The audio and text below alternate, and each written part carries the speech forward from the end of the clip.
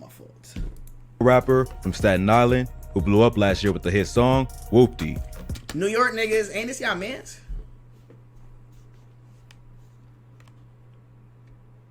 Ain't this y'all mans, New York? But since going viral, many question his street cred and accuse him of being fake and an industry plant. Let's get into the career and come up of CJ, the wannabe blood behind WHOOPTY. CJ first got the world's attention with his hit song WHOOPTY, which dropped July 30th, 2020 and peaked at number 10 on the Billboard Hot 100. The track instantly blew up thanks to the hard-hitting beat and viral music video, which showed CJ and his homies posted on the block, rocking red rags and shouting the catchphrase, "WHOOPTY, a blood greeting call." The beat to WHOOPTY featured a sample from the Indian song Sanam Re. This same sample was famously used in the beat for Exposing Me by Mimo 600 and King Von, which was also remixed by drill rappers like FBG Duck, Ruga, and 22Gs. So, the song became an instant hit because of the familiar beat, generic bars, and catchy hook. Not long after it popped off, people began taking a closer look at CJ to find out if he was really WHOOPTY or just claiming for the clout. CJ grew up in Staten Island and comes from a Puerto Rican family. He started rapping as a hobby when he was 9, but took it more seriously at 14 when he started dropping tracks on SoundCloud and YouTube. He had a few tracks on SoundCloud before blowing up with WHOOPTY, including a song with the OG Fake Blood 6ix9ine called Pop. But none of these tracks made much of an impact online or even in New York. He was 6ix9ine? New York, y'all got a very New York City. He self-released the track WHOOPTY in July 2020 using the beat he found on YouTube and became an overnight success. He later signed to Warner Records and Cruise Control Entertainment. But here's where the accusations of CJ being an industry plant first started. The CEO of Cruise Control Entertainment, James Cruz, is also CJ's uncle. CJ said multiple labels reached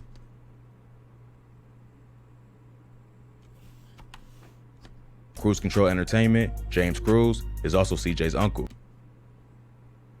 CJ said multiple labels reached out to him, but Warner offered the best situation, probably because he had family members in high positions at the company. His uncle James Cruz is a music mogul who has deep connections in the industry. He worked for Reebok in the 90s before making the transition into music.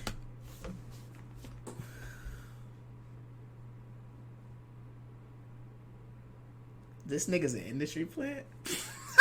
Nah, this is crazy. Music and that don't mean he a plant? Yeah, okay.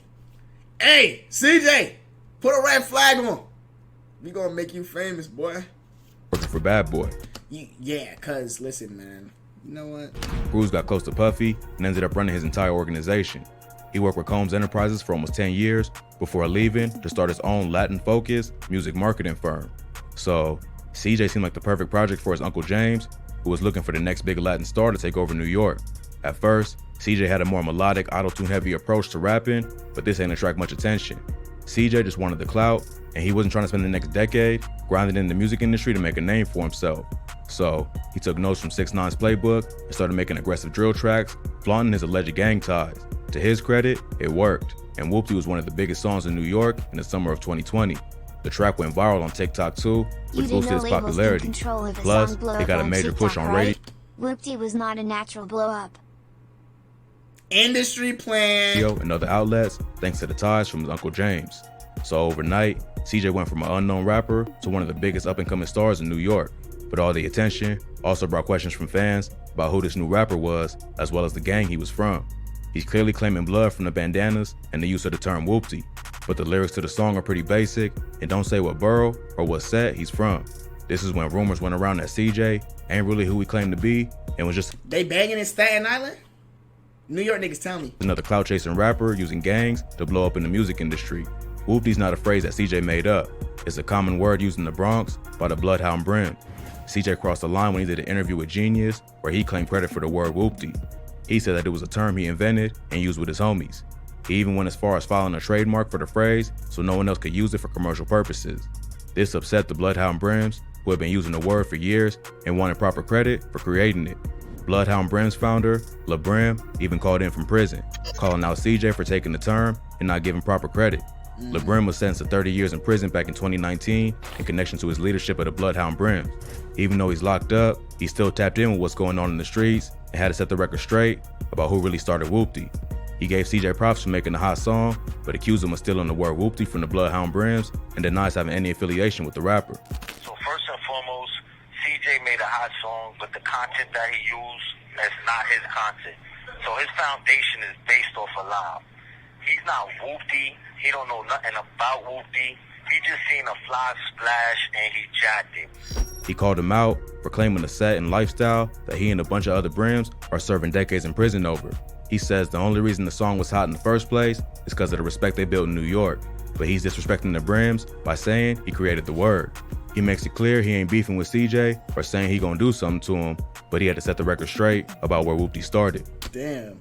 Niggas don't even respect you as a tough nigga enough to be like, yeah, now I gotta violate you over it. He like, I'm not worried about that little Staten Island nigga, but I'm gonna let you know he didn't make that shit up, bro. The nigga from Staten Island, bro. The nigga like, come on, man. Come on, man. This hurt CJ's street cred, and after that, more gang members and other New York drill rappers started questioning his affiliations.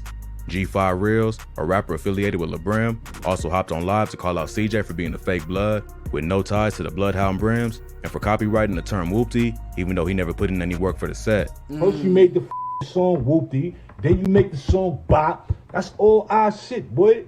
And you still not trying to pay homage? Then you gonna copyright our shit? You copyright our shit? Like, yo boy, your head not good. The Bloodhound Brims was one of the most violent gangs in New York before being taken down in a major gang indictment in 2016. They operated in various locations in New York City, as well as Westchester, Elmira, and Pennsylvania. They was accused of trafficking massive amounts of crack, cocaine, and heroin throughout the state of New York and Pennsylvania. A lot of Bloodhound Brim leaders was later arrested in a RICO indictment and charged with crimes that included racketeering, murder, attempted murder, drug trafficking, and assault. The Brim started in Los Angeles, but later branched out to New York in the early 90s. Like most blood sets in NYC, the Brim started in prison at Rikers Island and then spread out to the streets later on. There's multiple Brim sets in New York that make up what they call the Blood Brim Army. During the height of their rise, the Brims was behind a lot of wild crimes that eventually led to their downfall.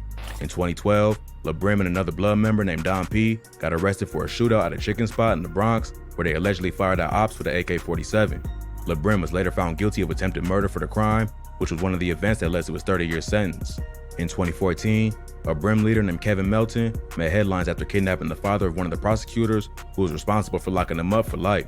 Melton got hit with life in prison for ordering a hit on someone in 2011. To get revenge, Melton What? went after one of the prosecutors who was responsible for convicting him. He set it all up using a cell phone he snuck into jail and ordered 5 members to kidnap the prosecutor, but they ended up going to the wrong address and instead kidnapped her father, Frank Jansen. The gang kidnapped Jansen from his crib in Atlanta, then called his wife and told her they was gonna torture and kill her husband if she ain't followed their demands. But the FBI was able to intercept a call between Melton and the kidnappers and found Jansen at an apartment complex in Atlanta. So the Brims was responsible for a wave of terror, not just in New York, but all over the country. Oh, yeah, this eventually led to the indictment that took down many high-ranking members of the gang, including LeBrim. But even with most of their leaders locked up, the Bloodhound Brims are still well respected in New York. Crazy. So for LeBrim to make a public statement denying CJ's credibility was a major blow to the rapper's career. Plus, it wasn't just Brim members taking shots at the rapper. Brooklyn rapper 22G's also came out and questioned CJ's street cred. In January 2021, 22G's tagged CJ on Instagram saying, @RealCJ giving me 6ix9ine vibes and boy from Staten Island, the safest borough in NYC.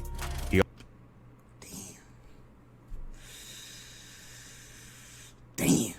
Also dropped a WHOOPTY remix called Goofy, where he took shots at CJ, calling him a groupie who was just jacking the Brooklyn drill sound to make himself more popular. In interviews, 22G's made it clear that it wasn't real beef, but he had to address the situation because CJ ain't give respect to the originators of the sound that made him famous. CJ responded to 22G's with the track Hit Up, where he don't just diss the rapper, but take shots at his entire gang. See, who be telling these niggas that this? If you not a street nigga, why are you beefing with street niggas? I don't get it. The Gangsta Disciples. On the track, he raps, "I catch a blicky, man down in my city," referring to 22G's Blicky gang. And in the video, he's seen throwing up GDK, which means Gangsta Disciple Killer, the gang that 22G's is from. So not only is CJ starting beef with another rapper, So the set you claim you don't really got, and you're beefing with niggas. he wants smoke with one of the biggest gangs in America too. Another popular Brooklyn drill rapper, Busy Banks, came out and said CJ jacked his bars and stole his whole flow. Busy posted on his Instagram story, that CJ need to give me my credit, no cap. Jacking my lingo and flow, I'm tired of not getting the recognition I deserve. I started this new wave of drill rap. Let's talk about it. If you listen to the flow and lyrics on Hit Up, it sounds similar to Busy Banks' tracks Neo and Don't Start Part 2. So instead of earning people's respect, CJ was quickly making enemies. In September 2021, 22G's did an interview with No Jumper, where Adam22 reveals that CJ was set to do an interview, but canceled at the last minute. The reason he canceled was because the person in charge of their social media posted something about the beef between him and CJ. So CJ got in his feelings and canceled the whole interview. We had an interview booked with CJ. And then somebody on the social media team, they posted up WHOOPTY. 22G's dissing CJ. They just posted about it because it's notable, it's news, you know, we're paying attention. We were all talking about it in the group chat, so they posted it. CJ interview canceled. This was another L for the Staten Island rapper. Is this He could new? use the Yeah, interview drop to tell that. his side of the story, That's crazy, but though. instead, he chose to stay quiet. CJ never And he's really not a addressed hood nigga. accusations that he's false claiming and stealing another rapper's style and flow. He also went and dropped another single that brings the same kind of buzz that WHOOPTY did. He dropped an EP in early 2021 called Loyalty Over Royalty, which was executive produced by French Montana.